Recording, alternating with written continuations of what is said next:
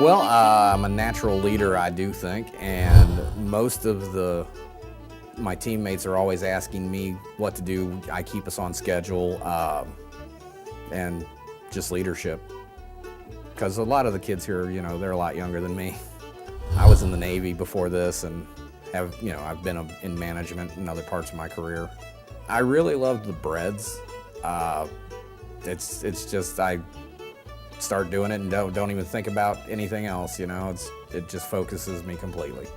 I'd like to have my own bake shop where I could do any kind of specialty breads or pastry that I would like to do. Coming up on my graduation, that so far will be the biggest success. The chefs here they're excellent. They know their work. And they're all good instructors.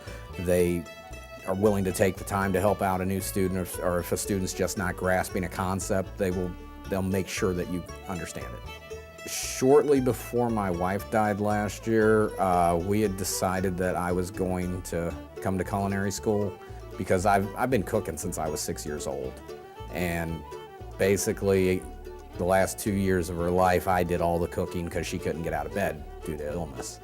And she influenced me and told me to come to get this training, and once I saw the program, I decided I wanted to be a part of it.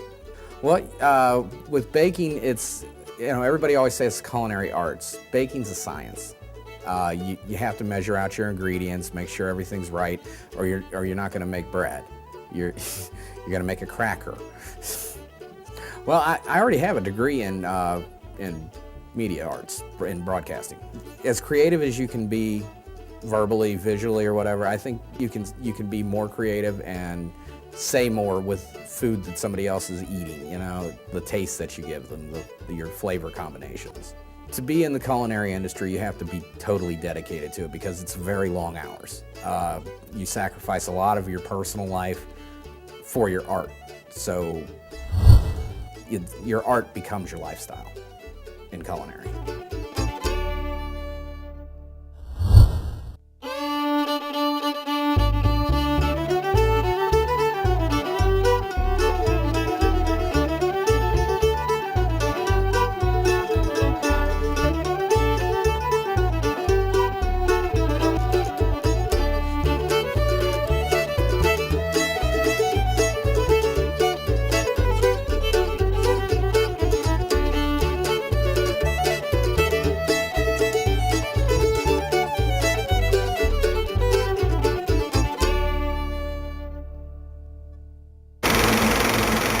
That's a wrap.